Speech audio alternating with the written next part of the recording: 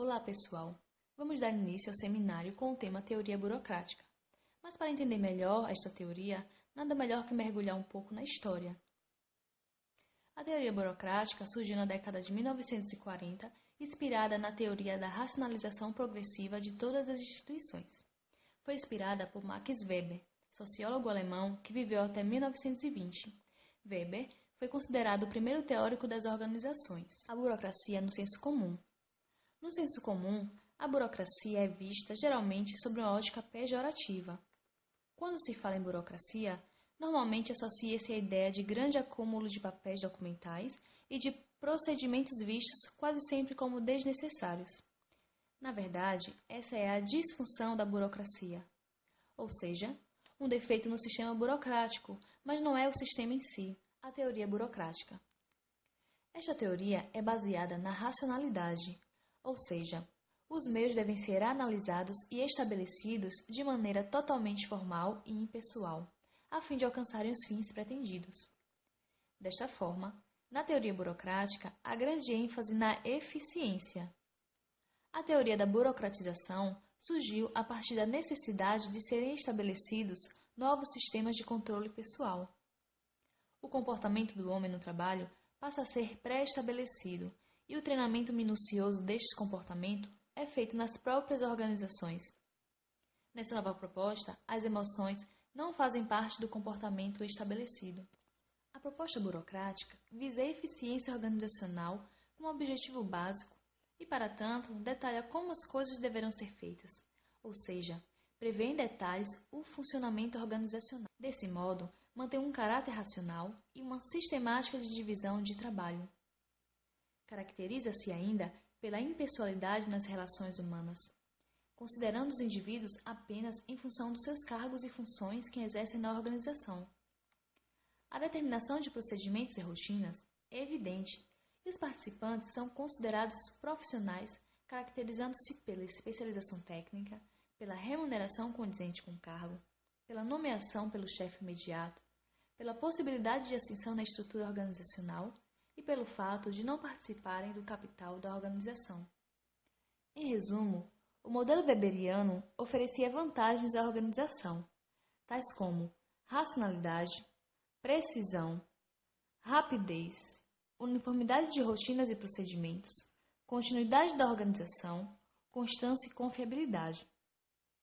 Contudo, a racionalidade burocrática, a omissão da participação das pessoas na organização e a própria fragilidade da estrutura burocrática, provocada de um lado pelas pressões constantes de forças externas e de outro pelo enfraquecimento do compromisso dos subordinados com as regras burocráticas, constituíram problemas que a burocracia não resolveu até hoje. Burocrática na enfermagem. Nas instituições de saúde, encontramos frequentemente formas organizacionais burocráticas. A enfermagem, por estar inserida num sistema burocratizado, não poderia ficar isenta nesse processo. Na prática de enfermagem, considera-se atividade burocrática todo tipo de cuidado indireto prestado pelo enfermeiro que possibilite meios para a execução da atividade fim.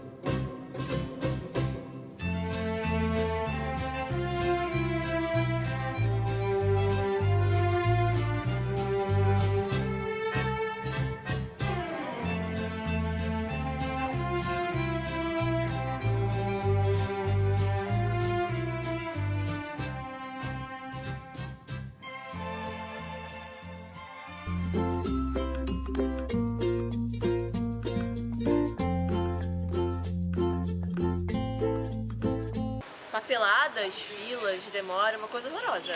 Demorado, lento, governo. Muitos processos são coisas necessárias a princípio, mas que acabam atrasando demais o final. Burocracia, para mim, é assim, eu imagino fila, eu imagino você tendo que resolver qualquer coisa e a pessoa assim, carimbando papel, uma lentidão absurda. Na verdade, o que pensamos entender por burocracia é justamente o que ela faz. Suas disfunções são que causam todo o estresse, as excessivas regras e o acúmulo de papéis aos quais fazemos associações. Mas para criticarmos este método, assim como fizeram alguns estudiosos, precisamos primeiro conhecê-lo melhor. Segundo Max Weber, sociólogo alemão e criador da teoria da sociologia, a burocracia é a teoria em que o enfoque se encontra na estrutura organizacional, nas regras e na organização dos procedimentos. Tudo é trabalhado de acordo com a racionalidade organizacional, ou seja, sendo ele o único modo de organizar eficientemente o grande número de pessoas e, assim, consequentemente, proporcionar um crescimento econômico e político. Quando Weber escreveu o fenômeno burocrático, mostrou a necessidade de que se houvesse uma uniformidade nos processos dentro da empresa, a valorização da meritocracia e uma maior profissionalização das organizações, utilizando-se de algumas das características das quais falaremos a seguir. Se o indivíduo age com base em valores pessoais, lealdade, compaixão, amizade e justiça, ele age através da racionalidade substantiva. Já se o indivíduo se baseia na relação custo-benefício para a resolução dos problemas, utilizando-se de interesses mais pragmáticos, ele age através da racionalidade instrumental. Mas a organização burocrática se fundamenta na racionalidade instrumental e na autoridade racional legal. A autoridade de uma pessoa sobre outra se deve ao cargo que ela ocupa dentro da organização. As funções existem e são definidas de acordo com as necessidades das organizações, mas as competências necessárias ao exercício dessas funções são determinadas por leis e regulamentos. Uma pessoa pode assumir um cargo apenas quando tem competência técnica para tal.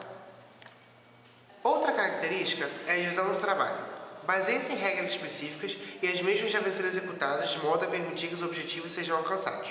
Para cada pessoa, são atribuídas atividades pelas quais é responsável. Os membros da organização têm direitos e deveres, limitados por regras que se aplicam a todos, igualmente, de acordo com o cargo ou a função. Cada organização tem uma espécie de legislação própria, manual ou código de conduta. A hierarquia é definida por regras explícitas e os direitos e deveres de cada cargo também são definidos com base nestas regras, de modo a garantir o exercício da autoridade e seus limites. O quanto mais alto é um cargo na pirâmide hierárquica, maiores são as responsabilidades, obrigações e privilégios.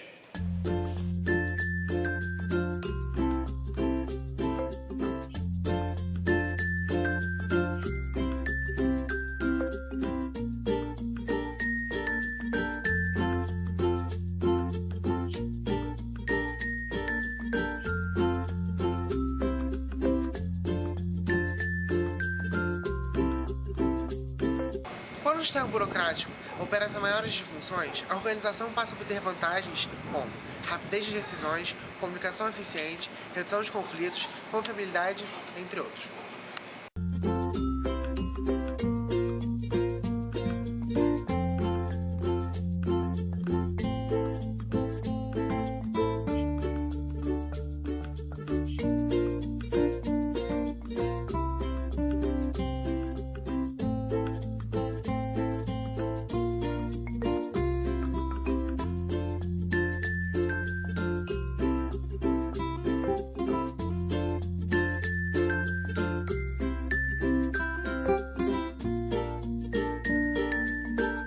Nenhuma outra teoria posterior foi capaz de detalhar com tamanha precisão o funcionamento organizacional, fazendo com que a teoria burocrática seja, até os dias de hoje, a principal e mais utilizada nos ambientes empresariais.